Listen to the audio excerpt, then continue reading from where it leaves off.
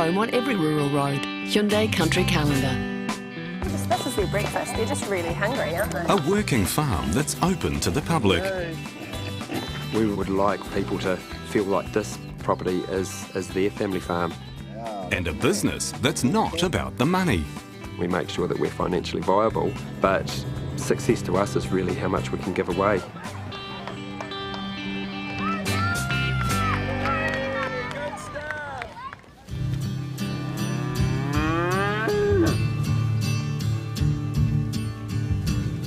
At the family farm on Mangarara Station in Central Hawke's Bay, milking's a pretty casual affair.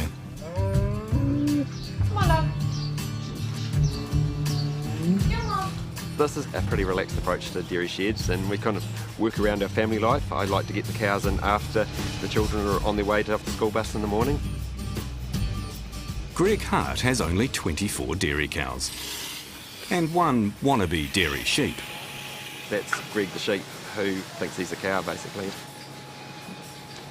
Greg the man, his wife Rachel and their family produce meat and eggs, but the milk from the dairy herd stays on the farm.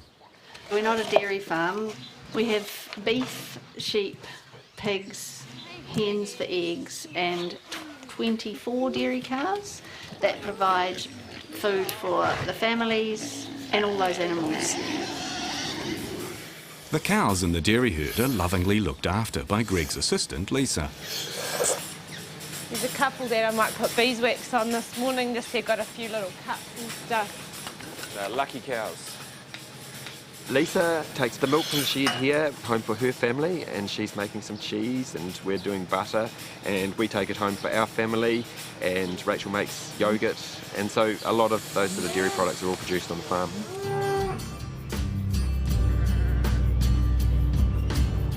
After milking each day, we do the rounds. At the moment, that's feeding the calves.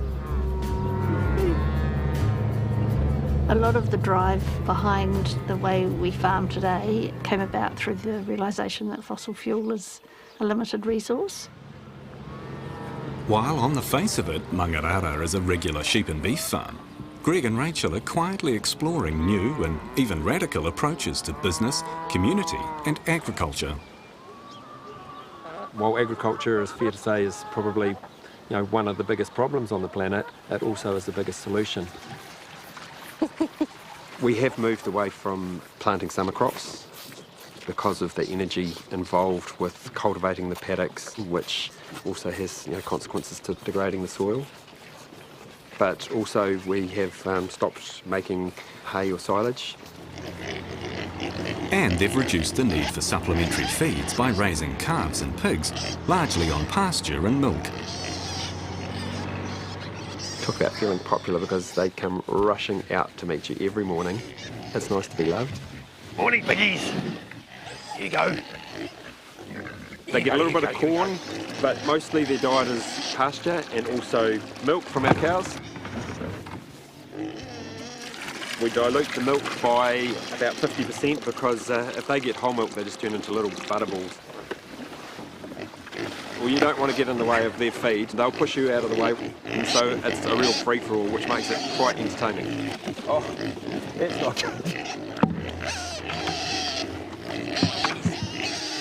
We love our animals, and we want to give them the best life that they can possibly have while they're with us, but understanding that it's all part of a cycle, and there's no life without death. They have a wonderful life here and then just have one bad day.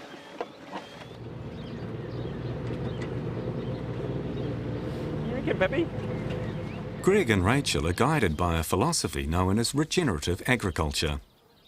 Sustainable is probably one of the most abused words in the English language. We need to do better than sustainable. We need to regenerate the planet, and it has to start with the soil.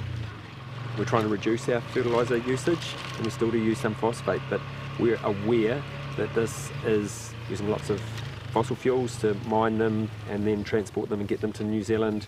And so one solution that we've come up with is using a system called holistic grazing. We shift all our animals every day, and they're in really high density stocking rates, and they're not eating every blade of grass. They are getting fresh grass every day, trampling on some of it, sequestering carbon into the soil and also pooing and peeing, which is helping to fertilise the ground. A lot of farmers would say, look at all that grass you're wasting, and I say, well, waste is a human concept, nature doesn't do waste. Basically, farming is all about converting sunlight into protein, and we're doing that through photosynthesis through plants. So really, these leaves are our solar panels, capturing sunlight, taking all that energy, which is really just putting carbon on the ground, and so when the manure from an animal comes in, it gets absorbed into the carbon, and you're kind of like sheep composting on top of the soil. And once the cows have done their bit and moved on, Greg brings in the rearguard grazers. Part of the job of the hens is following along behind the cows, scratching through the poos, spreading a bit of fertiliser, adding a bit of their own fertiliser, and the bonus is they give us beautiful tasting eggs. Okay. They're cleaned and packed by the younger members of the family, George, Bill and Emma. Okay, grab the eggs. George puts the dates on the cartons, and Bill and I, we pack the eggs into the cartons so they can get sent into the stores. They are distributed to different shops around the Hawke's Bay area and Birdwood Gallery, who use them in their kitchen.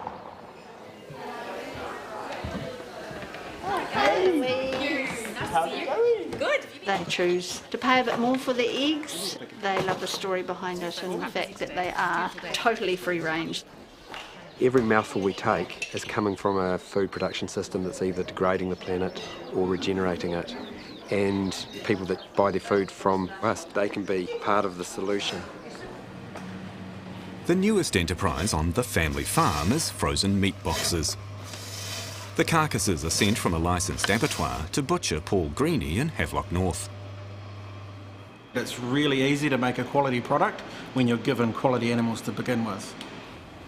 Hi, Paul. How's it going? G'day. Good. We sell meat boxes via courier, and they'll get some prime cuts and some slow cooking cuts. It's all about ensuring that people realise that to truly honour that animal, you should use as much of that as possible. The thing about our meat pack is this is how we want to connect people to the farm. And so we're not actually looking for customers, we're looking for partners who want to help us steward the farm. And that enables us to continue on our journey of regenerative agriculture. We're getting pretty high now, aren't we? We are. And this about in the journey of treetop. regeneration is on a massive scale. Oh my God, look at that.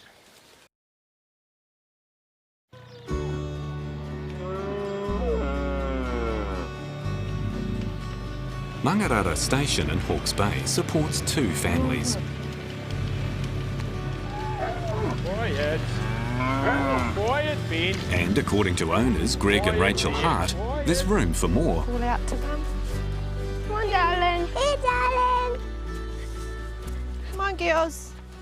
So we came to the realisation a few years ago that it is quite incredible that a 1,500 acre farm can only support one family. And we want more people to have opportunities to get onto the land. Hungry girls this morning. Come on. Lisa and her husband Roger and their 3 children have been living on the farm since March. They're looking good, eh? And they're just treasures. Although they're significantly younger than us, we're learning so much from them and the way that they're bringing up their children. Should we go and plant them now? Yep. One more. Their wonderful way with growing food. Ready for some water? Yep. Lisa's employed on the farm, but we have a loose arrangement. We produce the protein, and she's an amazing gardener, her and Roger. And he's got the bees, and so we kind of just produce swap. So I'm looking forward to our first Mangarara honey. You want to do the puffing for us? Just gently, eh?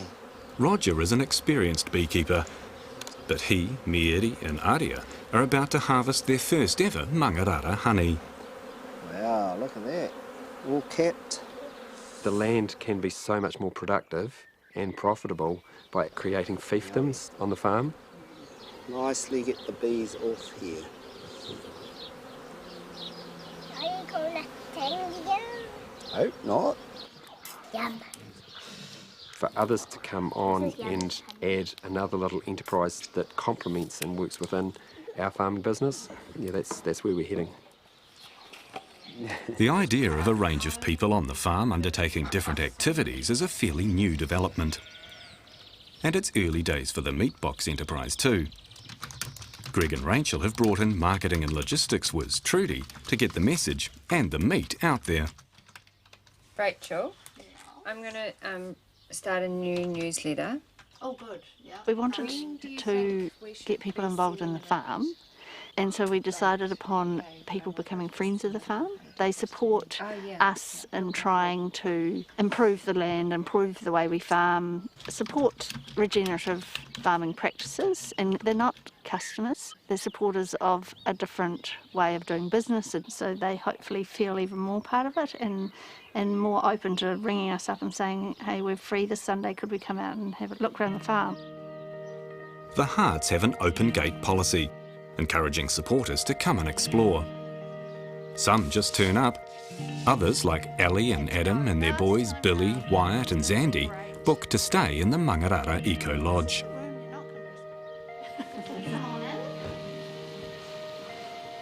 Was a couple of old school buildings that we bought to the farm to connect people with the farm.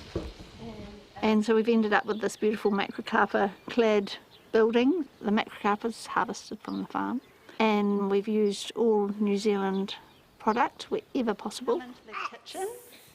Mum, I did baking. Find our complimentary eggs and bacon up on the bench, along with some sausages. Recycled, used eco building materials and fittings wherever we can.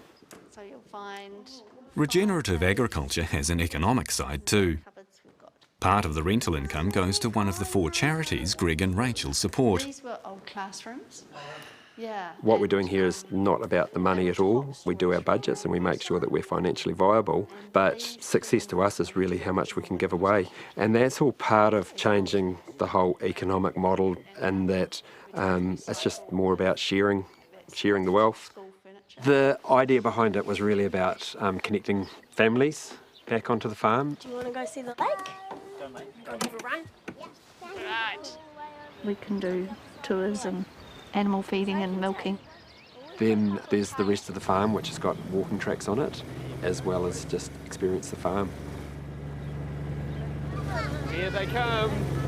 So a generation ago, everybody went on holiday to the farm, and we just realised that a lot of Kiwis don't have that connection anymore. Watch out, chuggies. That's where we started thinking about how to get people involved in farming and back to where their food's sourced. By forming relationships and connecting people back to our farm, they know that they can be part of the solution. Wyatt, do you want to do a karakia for the chooks?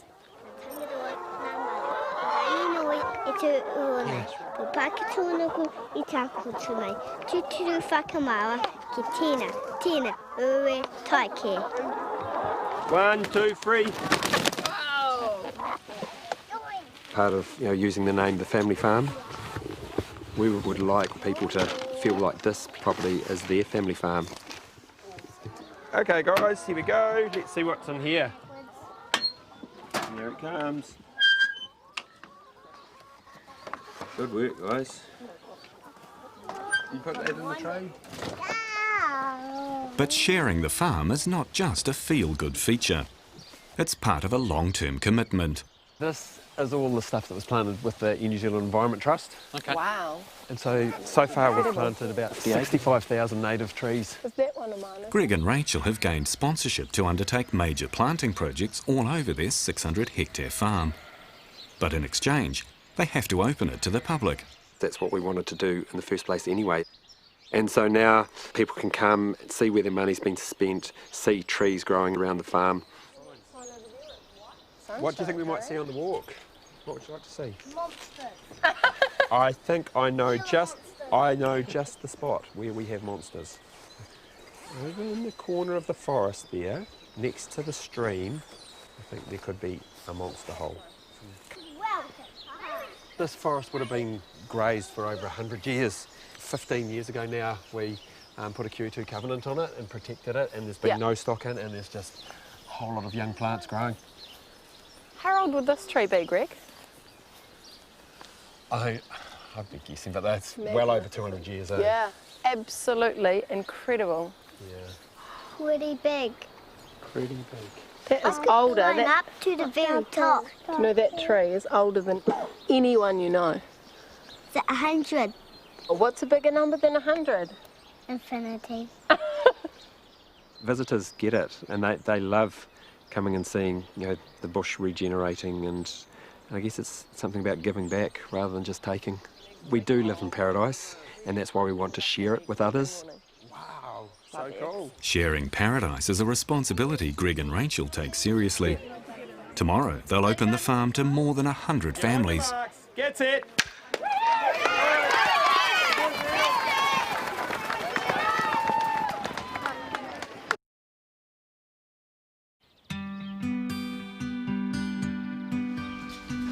At Mangarara Station in Hawke's Bay, Greg Hart has some new assistants in the milking shed.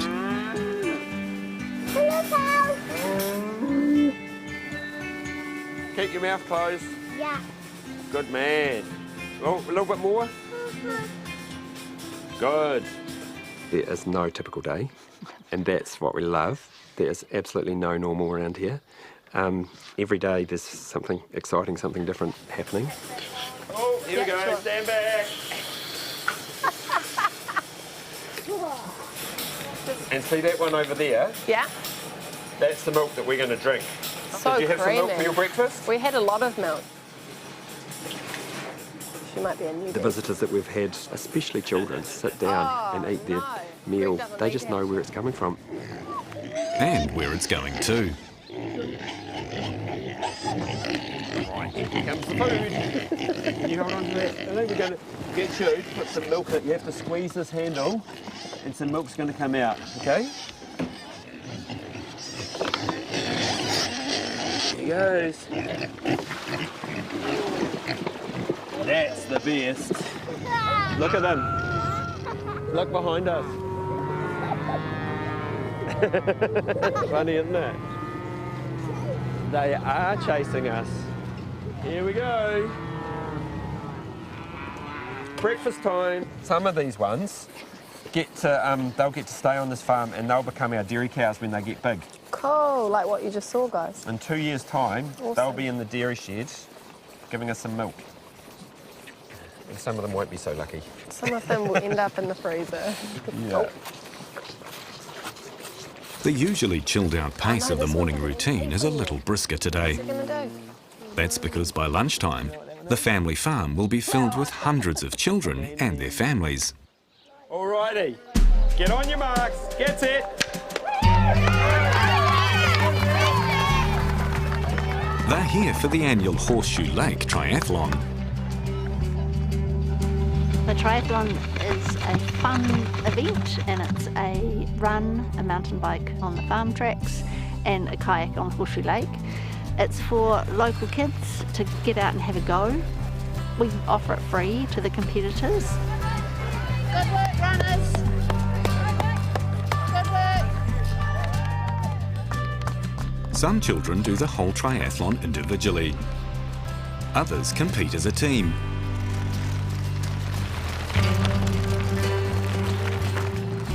It's a great day for community and families to come out onto a farm and have a picnic. It's just a really nice environment.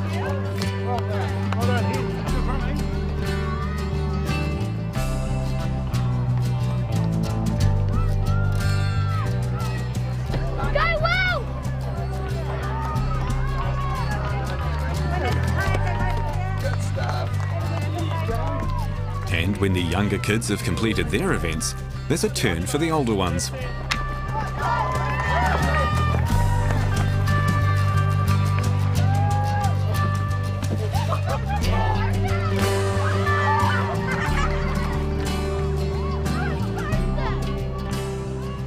Our farm is open to the public, and sort of we welcome you guys to come out and visit the farm, and The triathlon is a lot of work, and it's probably a good week of our sort of work time taken up organising it. But by the end of that day, you're just buzzing, as are most of the people as they leave.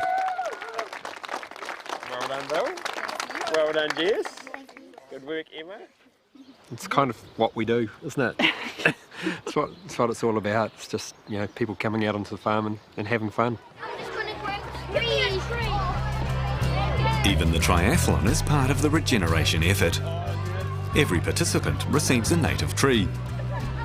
Some of these go home, some are planted at school, and some are donated back to the family farm.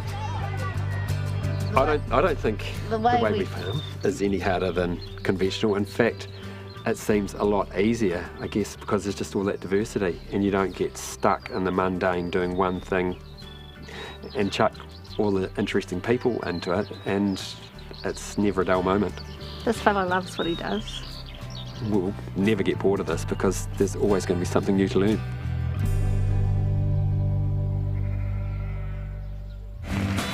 Next time, before you can tail your lambs, you need to catch them. Once they start breaking from you, it's pretty impossible even with good dogs to stop them.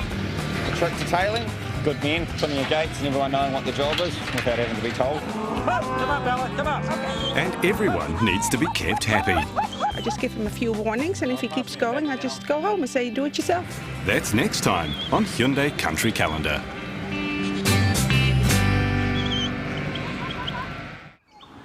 Country Calendar is brought to you by Hyundai New Zealand.